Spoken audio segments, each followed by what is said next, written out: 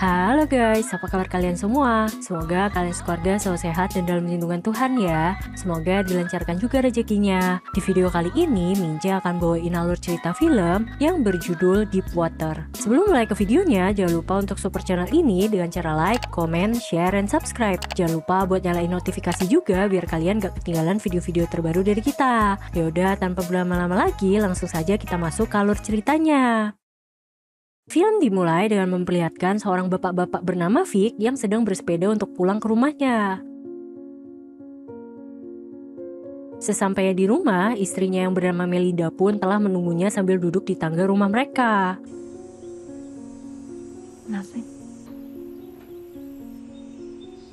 Scene pun kemudian flashback ke beberapa minggu sebelumnya. Pada hari itu, Vic dan Melinda akan pergi ke sebuah pesta. Mereka berdua pun sedang menunggu seorang babysitter yang datang untuk menjaga anak mereka yang bernama Trixie. It's okay, Mom. Just look. I know. Babe, can you come here? What?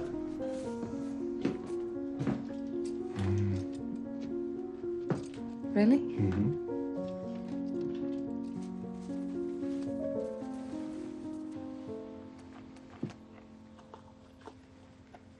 Do you know I love you? Sesampainya di pesta, Melinda pun langsung meninggalkan suaminya untuk bergabung bersama dengan teman-temannya. Dan tanpa basa-basi, Melinda langsung mengajak seorang lelaki muda bernama Joel untuk mencari udara segar sambil adu mekanik tipis-tipis. Hubungan pernikahan Vic dan Melinda ini emang cukup aneh guys. Vic mengetahui perilaku Melinda yang suka bermesraan dengan pria lain. Tetapi Vic nampak seperti diam saja. Is that Joel with Melinda?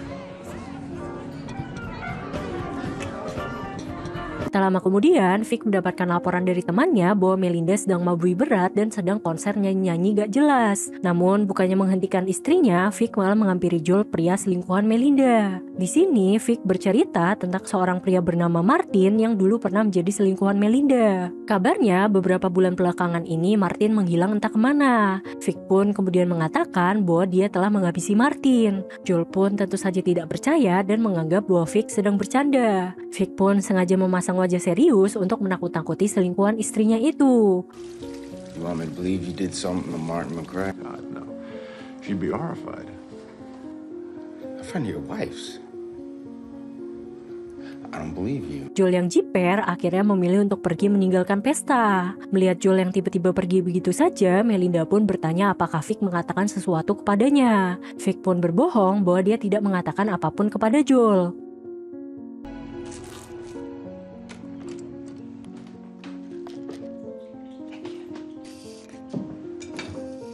Your dad. Building bombs. Keesokan paginya, Vic mengantarkan Trixie pergi ke sekolah. Saat akan pulang, Vic disapa oleh salah satu temannya yang bercanda menyebut Vic sebagai pembunuh. Ternyata obrolan Joel dan Vic kemarin telah tersebar luas di kalangan teman-temannya. Tetapi teman-teman Vic juga tahu bahwa itu hanyalah bercandaan Vic semata untuk menakut-nakuti para selingkuhan Melinda. Sesampai di rumah, Melinda mengetahui bahwa Vic telah mengancam Joel dengan lelucon tidak masuk akal. Melinda pun marah dan berniat mengundang Joel ke rumah mereka nanti malam. Melinda juga meminta agar Vic meminta maaf kepada Joel atas perbuatannya.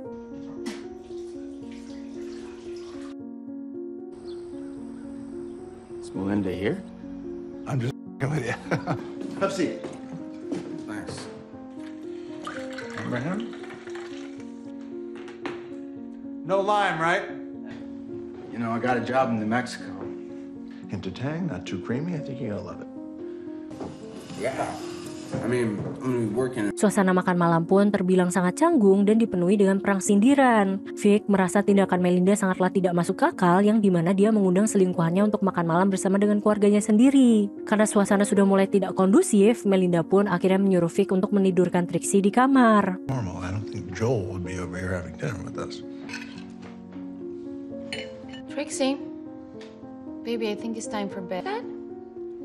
Yeah. Sneaky like that. Mom, so different around other people. These people are strange and grown-ups are complex.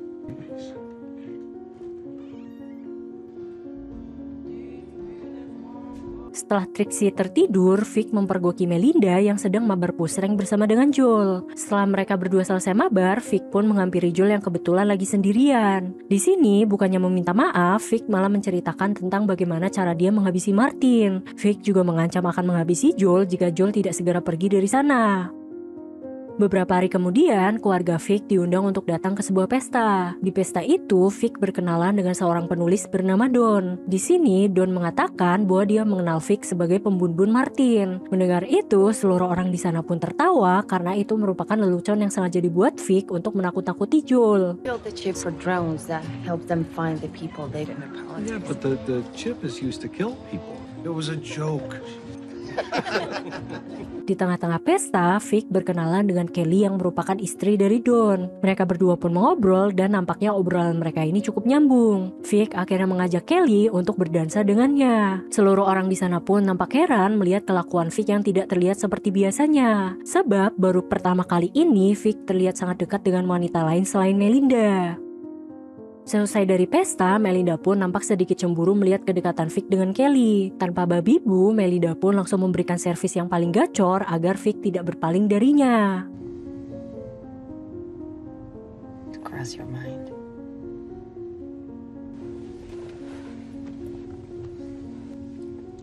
Ow! What was that for? Keesokan paginya, Vic dan Melinda mengantarkan Trixie untuk bermain sepak bola. Tiba-tiba, Vic mendapatkan telepon dari bank bahwa Melinda telah melakukan transfer sebesar $3.000 kepada seseorang bernama Charles. Setelah menutup telepon itu, Vic pun langsung mencari tahu siapakah sebenarnya pria bernama Charles ini. The memo line says piano lessons. Thank you. I appreciate that. No problem, sir. Hi. Yeah. Ternyata setelah diselidiki, Charles adalah guru piano Melinda yang juga sering tampil di restoran-restoran fancy. Vic pun sengaja mengunjungi restoran tersebut untuk memantau Charles. Dan benar saja, tak lama kemudian Melinda juga datang ke tempat itu untuk bertemu dengan Charles. How to play poker.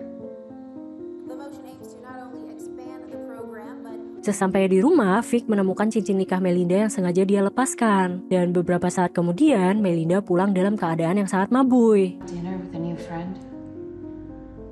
Really awesome.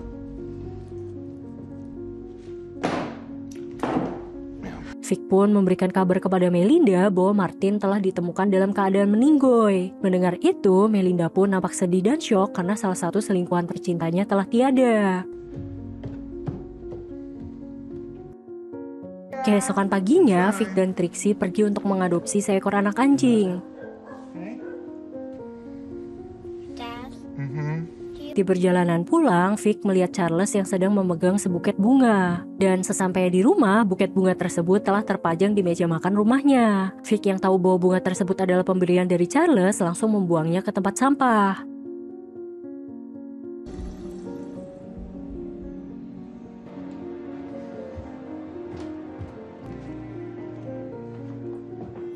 Malam harinya, Melinda kembali pergi entah kemana dan baru pulang saat matahari terbit. Vic yang telah kehilangan kesabarannya akhirnya memaki-maki Melinda. Vic meminta agar Melinda berhenti menemui Charles.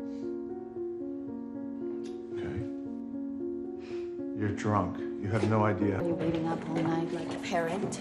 I'm not interested in the details, Melinda. Well, I want to know if he makes me come. Or you want to see?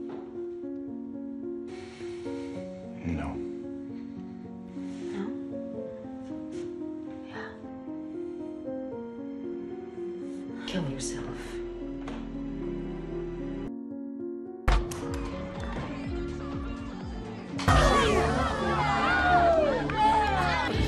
Jack, can you turn the music off? Namun, bukannya menuruti permintaan suaminya, beberapa hari kemudian Melinda malah mengundang Charles ke pesta temannya. Melinda juga memperkenalkan Charles kepada teman-temannya. Vic pun tidak habis fikri dan hanya bisa geleng-geleng melihat kelakuan istrinya itu.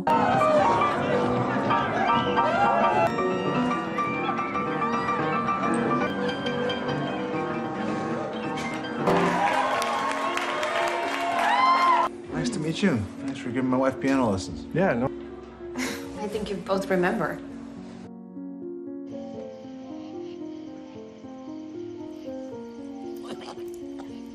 is upstairs.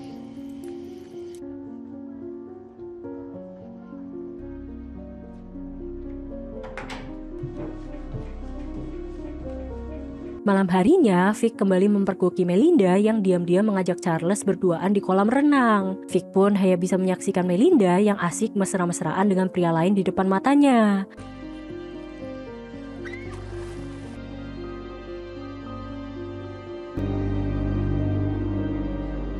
Hingga tiba-tiba turun hujan yang sangat deras yang membuat seluruh orang berlarian masuk ke dalam rumah. Tersisa Charles dan Vic yang ditinggal berdua saja di dalam kolam. Beberapa saat kemudian, Vic pun kembali bergabung bersama dengan Melinda dan teman-temannya. Melinda yang sadar bahwa Charles telah menghilang segera mencarinya. Namun saat Melinda melihat keluar, tiba-tiba semua orang pun panik dan berusaha untuk mengeluarkan Charles dari dalam kolam. Tetapi naasnya, karena badan Charles licin, kepalanya tidak sengaja terbentur lantai dan membuat nyawanya seketika tidak terselamatkan. Tak lama kemudian, polisi pun datang memenuhi tempat itu untuk melakukan olah TKP. Polisi juga menginterogasi orang-orang yang hadir di sana. Is your wife sleeping with Mr. Delisle? I don't feel the need to dictate her choices. I accept. Did you kill Mr. Delisle? Since he was a very strong swimmer. How long were you out of the pool? We're just trying to figure out what happened. Stop, okay. No. Didn't you? Get an account for the rest of them. Vic and I did CPR. Kesimpulan sementaranya, Charles meninggoy saat kepalanya terbentur lantai. Sedangkan Don berpendapat bahwa Charles sudah meninggoy jauh sebelum diangkat ke daratan, alias ada seseorang yang sengaja menghilangkan nyawanya. Namun, karena kurangnya barang bukti, polisi pun akhirnya menyimpulkan bahwa Charles meninggoy karena kecelakaan yang tidak disengaja.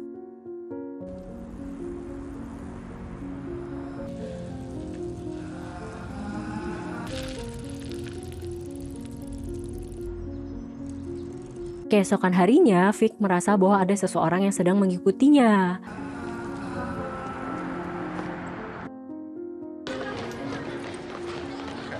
Saat menjemput Trixie ke sekolah, Vic bertemu dengan Kelly. Di sini, Kelly mengatakan bahwa Don suaminya mencurigai Vic telah menghabisi Charles. Bahkan, Don juga mengundang Melinda ke rumahnya untuk membahas tentang teorinya itu. Beberapa hari kemudian, Vic melihat mobil yang selama ini mengikutinya terparkir di sebuah restoran.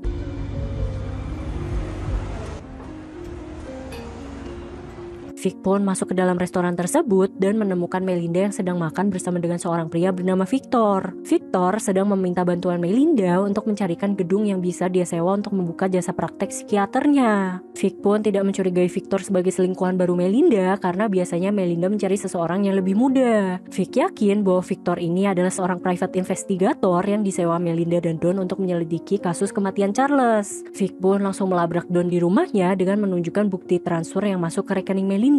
Vic pun marah dan merasa bahwa Don sudah terlalu ikut campur dalam urusan keluarganya. My house and accused me in front of my family. Apparently, $143.50 was just her wife wired that money to me. Goldie, I thought I told you to go inside. I did tell you to go inside. Go. Saat akan pulang ke rumah, Vic pun mempergoki Melinda yang akan pergi dengan pacar barunya yang bernama Anthony. It must be Vic. Yeah. Tony Cameron. Yeah, she's upstairs. All right. Hi. Well, thank you. Is that counts? Thank you. Right? Really sympathize with you. It's just, she's a very... Did I? Yes, you did. You broke my heart. Some snails. Not for anything. Well, you won't miss a dozen or... Right? What? Did not know that. No snails. Dan semakin hari, kelakuan Melinda pun semakin menjadi-jadi yang membuat Vic kehabisan kesabaran. Akhirnya, pada suatu hari, Vic berhasil meyakinkan Anthony untuk ikut pergi bersamanya. Vic kemudian membawa Anthony ke sebuah hutan kecil yang terletak di dekat rumahnya. Sesampai di sana, Vic melemparkan batu besar ke arah Anthony hingga dirinya jatuh terperosok ke jurang.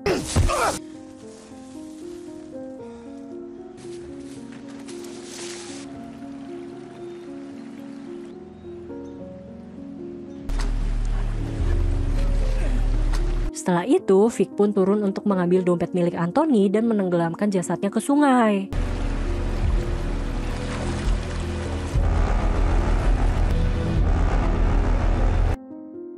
Vic kemudian pulang ke rumahnya seolah tidak terjadi apa-apa. Bahkan dia juga bersulang dengan Trixie seakan-akan sedang merayakan sesuatu. Wine? Only bologna I have not seen. We're going on a picnic. Keesokan paginya, Vic mengajak keluarganya untuk piknik di hutan. Mereka pun menghabiskan waktu bersama dan Vic memberikan sebuah album foto sebagai tanda cintanya kepada Melinda. I was 3 months pregnant. Trix! Saat menjemput Trixie yang sedang bermain di pinggir sungai, Vic melihat jasad Anthony yang sudah mengapung. Vic yang panik segera membawa keluarganya untuk pulang. Saat berada di dalam mobil, Melinda mengatakan bahwa Shell-nya tertinggal di dalam hutan. Vic pun akhirnya mengatakan bahwa dialah sendiri yang akan mengambilkan Shell itu nanti.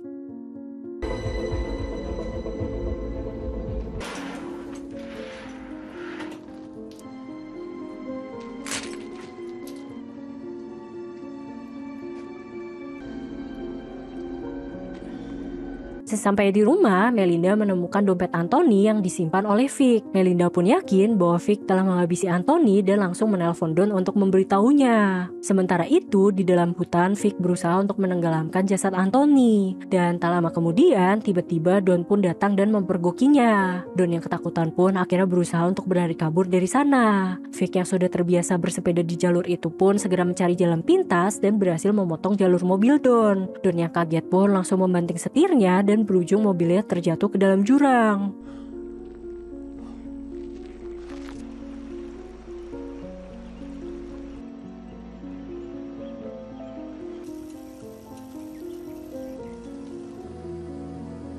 Sesampainya di rumah, Vic pun menemukan Melinda yang sedang duduk di atas tangga. Sama seperti scene yang kita lihat di awal film tadi. Melinda pun kemudian masuk ke dalam rumah dan membakar dompet milik Anthony. Dan film pun tamat.